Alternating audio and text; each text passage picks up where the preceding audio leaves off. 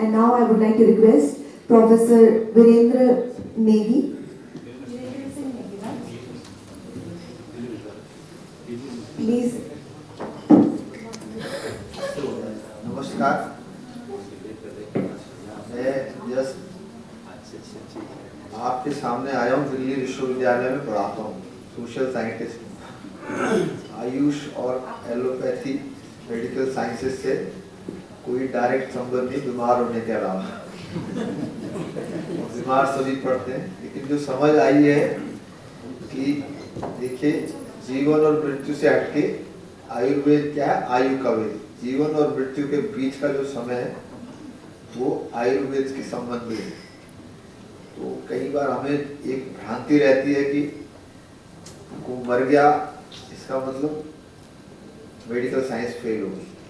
जहाँ मर गया उससे पहले तक मेडिकल का काम है। और कोविड अभी अभी गया हमारे सामने से, बड़े भयानक अनुभव हमने देखे। जो विचार मन में आता है वो यही है कि जो सारी चीज डिपेंड करती है इस शरीर और मन मानस पे।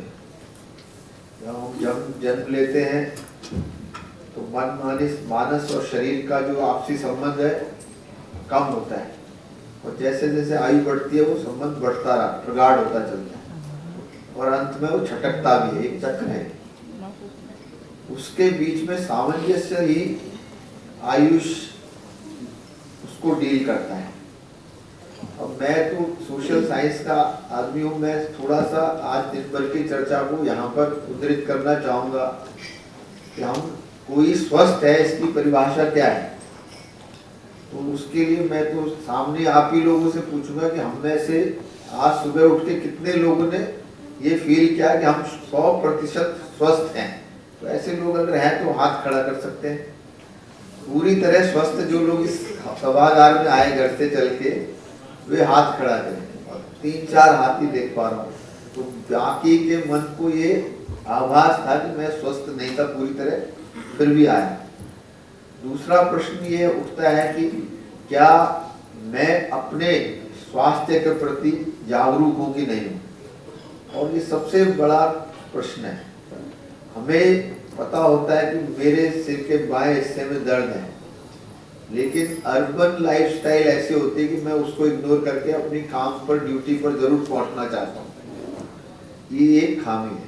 मुझे पता मेरी आंख में खुजली हो रही है, लेकिन मैं अपने काम में लगा रहता हूँ। डॉक्टर्स कहते हैं कि हर 4 घंटे बाद इस दिल्ली का AQI जो 999 तक पहुंच जाता है, आप 4 घंटे में पानी के छींटे मारिए। मैं फिर शर्त लगा के कहता हूँ, हम में से कोई भी व्यक्ति दिन में एक बार भी नहीं घर से निकलना और घर पहुंचना वापस नहीं करता। तो ये है कि हमको अपने मानस को बदलना है। अगर हमको इस विद्या को सीखना है, आयुर्वेद की विद्या, इसका अनुपालन करना है, तो वो सीखना है। मेरा सोशल साइंस में भूगोल विषय एक्सपर्टाइजेशन में हिमालय पे है, और हिमालय पे न केवल आज सुबह ही मैं एक जगह अपना वक्तव्य प्रस्तुत करके आया। मैंने उन सभी से हिमालय के विषय में पढ़ने वाले विद्यार्थी शोधार्थी वहाँ पर सिंपल प्रश्न किया कि हिमालय क्या है, और उसमें से 80% ने कहा कि हिमालय क्या है, एक माउंटेन है। किसी ने कहा यंग माउंटेन है, किसी ने माउंटेन वो है बर्फ का पर्वत। हमने उनको कहा कि ये हमारी अधूरी जानकारी। हिमालय एक फॉर्मेशन है जो अभी चल रही है, और वो फिजिकली नहीं है, कल्चरल फॉर्मेशन भी है। वहीं से आयुर्वेद भी एक उसकी प्रशय स्थली है हिमालय। अब हिमालय में रहने वाले लोग, जैसे मैंने आपसे पहला प्रश्न किया कि हम में से कितने लोग आज सुबह स्वस्थ फील करते हुए यहाँ पर आए, और एक सत्य भी है, मन मानस पर कोई प्रेशर न हो। इसीलिए मैं आपके सामने बहुत ही खुल के कह रहा हूँ कि मैंने पिछले 22 जनवरी से, जब श्री राम मंदिर की आदर्श लड़ा के मूर्ति का अनावरण हुआ, वहाँ पर स्थापना हुई, तो उस दिन से हमने कहा कि लगता है कि हम राम के युग में पुनः प्रवेश कर रहे हैं। सिंबॉलिक है। तो मैंने मन में प्रण किया कि एक सत्य का एक अपने ऊपर एक प्रयोग किया जाए। तो हमने कहा पहले तो दबाव नहीं लेना। दबाव क्या होता है कि मुझे कहीं पहुंचना है, 4 बजे पहुंचना होता है, हम 6 बजे पहुंचते हैं। अनावश्यक रूप से हम एक दबाव लेते हैं। मुझे बहुत काम था, मैं देरी से पहुंचा, मैं 4 झूठ अपने आप प्रिपेयर करूंगा जो मेरे शरीर का तापमान और रक्तचाप भी बढ़ाते हैं। तो इनसे बचने के लिए मैं साफ कह रहा हूँ कि मैं सोशल साइंटिस्ट हूँ, मैंने ये विषय आपके समक्ष रखना चाहिए। तो हमारी दिनचर्या, हमारी जीवन शैली और वो जो तमाम ऐसे पक्ष हैं जो हमें दबाव में लाते हैं, हमारे अंदर तनाव लाते हैं, उनको किस प्रकार से अपने जीवन से हटाना है, कम से कम अपने इंडिविजुअल लाइफ से हम उसको कैसे हटा सकते हैं, उसका अभ्यास करना बहुत जरूरी है स्वस्थ रहने के लिए। और हमारे शरीर में किसी प्रकार के भी कोई अवरोध, कोई विकृति या कोई किसी प्रकार का रोग आ रहा है तो उसके प्रति ही हमें लगना चाहिए। अन्यथा आपने देखा होगा कि आप 1 सप्ताह आपके घुटने में दर्द रहता है, आप इलाज नहीं कराते, खूब असहनीय दर्द होता है, लेकिन वो दर्द बिना दवाई के कब ठीक होता है कि अगर आपके शोल्डर में पेन हो जाए तो घुटने का दर्द आप भूल जाते हैं। ये बहुत मैंने आजमाए हुए चीजें हैं। तो घुटने का दर्द तो ठीक नहीं हुआ क्योंकि दूसरा दर्द आ गया तो आपका सारा ध्यान वहां चला गया। तो ये विषय है। दूसरा, हम एक दूसरे के पूरक हैं। जितनी भी चिकित्सा की शैलियां हैं वो सब एक दूसरे के पूरक हैं, उनका एक ज्योग्राफिकल रिलेवेंस है। जिन क्षेत्रों में हम तिब्बत जाते हैं तो तिब्बत की अपनी चिकित्सा प्रणाली है, हम मिडिल ईस्ट की तरफ जाते हैं वहाँ की एक है, कोई यूनानी कहता है, कोई आयुर्वेद, अपने हमारे यहाँ आयुर्वेद है, वेस्ट में कुछ और है। और उससे भी बढ़ के आपको बताऊं, हमारे हिमालय के पहाड़ों में या अफ्रीका के जंगलों में मनोवैज्ञानिक चिकित्सा प्रणाली भी है, झाड़ फूंक, चिल्लम चिल्ली, वो भी है और वो कारगर है। उसको हमने अध्ययन किया, उसके भी रिजल्ट पॉजिटिव आते हैं।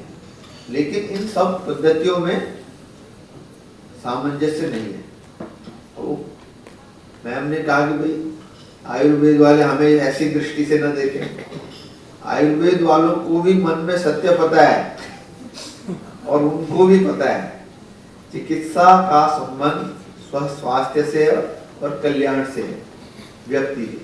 लेकिन चिकित्सा दिन ब दिन इतनी महंगी हो गई है। वो 1947 में भारत स्वतंत्र हुआ ऐसा हमें पढ़ाया गया, लेकिन 1947 से हमने अपना स्व का तंत्र त्याग दिया। मैं हमने जिक्र किया था, स्व का तंत्र क्या था? हमारा किचन, हमारी जो किचन थी वो स्वतंत्र थी। हम हर काम अपने तंत्र से बनाते थे, चटनी बनाते थे, आटा चक्की चलाते थे, चूल्हा जलाते थे, सब अपने यहाँ, पकौड़ी बनाते थे। शादी ब्याह में सारा परिवार जुटता था, वही सब काम करता था।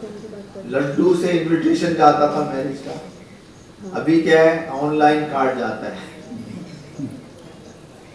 अपने मांगल गीत गाने के लिए हम किसी टोली को बुलाएंगे, हम लोग अभी वो डेस्टिनेशन मैरिज होगी तो हमने स्व का तंत्र त्याग कर दिया, हम कह रहे हम स्वतंत्र हो गए। तो ये एक गलत बात। 1991 में देश में क्या पूरी दुनिया में आया उदारीकरण, लिबरलाइजेशन, उसमें तो और बंटाधार हुआ, उसमें इतनी ऊपरनेस आ गई कि अपना आत्मग्लानी। उससे पहले मुझे याद है 90 तक हम सड़क पर कोई नलका होता था खोल के पानी ऐसे पी जाते थे, कभी कल्पना नहीं की थी कि ये बिस्लेरी का पानी ही पिएगा आदमी। आज कोई सड़क पे घर से बाहर आने के बाद अपना आरओ के बाद बहता पानी, नलके वाला पानी पीने की सोच नहीं सकता है, हमने पिया। अब आने वाले कई आजकल मीम्स आते हैं, रील्स आती हैं, 10 साल बाद वो बच्चा जाएगा ऑक्सीजन का बैग के पीछे लटका होगा, ऐसा कुछ। ये भी संभव है क्योंकि जो चीज मैंने सोची नहीं थी पानी बिकेगा बिस्लेरी की बोतल में, आज हमारे सामने संभव भी ये भी होगा अगर हम नहीं सुधरेंगे पर्यावरण के प्रति, अपने प्रति। अभी सबसे जितनी सारी बातें अपनानी होगी थी उसमें एक चीज थी, किसी भी व्याधि बीमारी के प्रति जो डर हमारे साथ चला आ रहा है कई जनरेशन से। बुखार आया तो आपका कॉन्फिडेंस लेवल 100 से हट के 20 पे आ जाता है, आप चाहते कोई मुझे संभाल ले। ये डर से निकालने के लिए जो डॉक्टर साहब ने नेचुरल अपनी नेचुरोपैथी की बात कर रहे थे, पानी, गर्म पानी और ठंडा पानी, वो मैं उनके वीडियोस कभी बार देखता हूँ और आज बड़े ही सौभाग्य से मैंने उनको यहाँ पर लाइव देखा, मुझे अच्छा लगा। तो हम लोग जो दिन भर में व्यतीत किया, जो कुछ अर्जित किया, उसमें मेरा सबसे एक ही चीज मैं ग्रहण करके यहाँ से जा रहा हूँ कि ये छोटे मोटे रोगों से डर के गिर नहीं जाते। आप बैठ जाइए, लेट जाइए, जब तक हार्ट अटैक नहीं आ गया।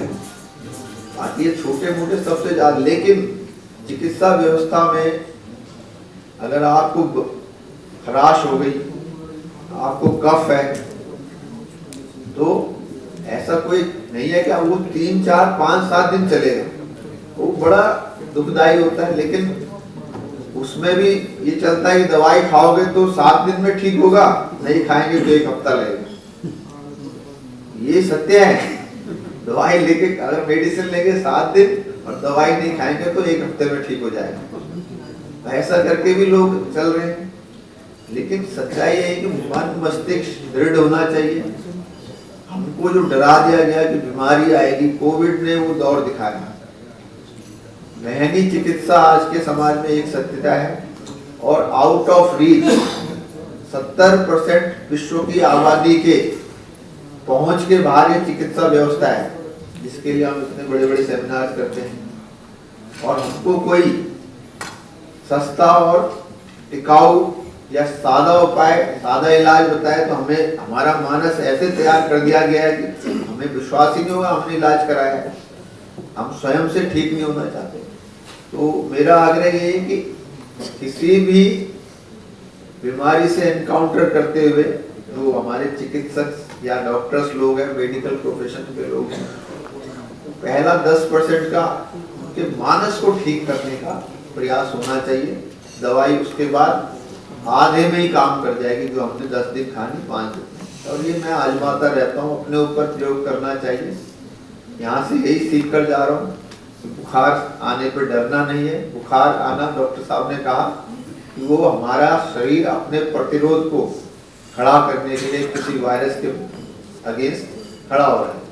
हमको तो 70, 60, 80, 90 साल से यही बताया गया बुखार आया, प्रेमचंद की कहानियां पढ़ रही, बुखार आया चला। तो अब मानस में बैठ गया तो हम लोग उसको मानेंगे नहीं, लेकिन खुद से करेंगे तो धीरे धीरे विचार परिवर्तित होंगे। एक और सवाल करके जा रहा हूँ कि अपनी व्यक्तिगत स्वास्थ्य के प्रति जागरूकता के लिए हम लोग कम से कम दिन में आधे घंटे का चिंतन मनन करें। आप हम लोग देखेंगे हमें कई चीजों से हम बच जाएंगे, ठीक होके आगे निकलेंगे। एक अंतिम सवाल, कक्ष में सबसे स्वस्थ व्यक्ति कौन है, इसकी कैसे हम लोग परीक्षा कर सकते हैं, परीक्षण। तो एक सवाल मैं करता हूँ, इस कक्ष में 70 की आयु से अधिक के लोग कौन है, आयुर्वेद की बात होगी, हाथ खड़ा कर सकते हैं। जिनकी आयु 70 प्लस है, गुरु जी ने किया 1, 2, 3, 4, तो ये लोग सबसे स्वस्थ हैं। अगर स्वस्थ रहने को आयु का मापदंड मानना है, तो अभी हमारे पास जो बुजुर्ग लोग हैं, जो सीनियर सिटीजन है, वो धरोहर है एक लाइफ स्टाइल की। उनके पास ज्ञान है, उन्होंने एक जीवन जिया है। अदरवाइज 40 साल में हार्ट अटैक से जाने वाले भी हमने देखे, 35 साल में पूरे बाल उठते हुए भी देखे, 45 साल में पूरे सफेद बाल हो गए। लेकिन जो हमारे सामने जीते जागते आयु के उदाहरण है, उनके साथ बैठ के कुछ लाइफ स्टाइल के नुस्खे और लेंगे तो ये हमारे साथ एक पूरक एक पक्ष होगा इसका। इतनी बात कह के ही मैं अपनी वाणी को विराम देता हूँ। बहुत बहुत धन्यवाद।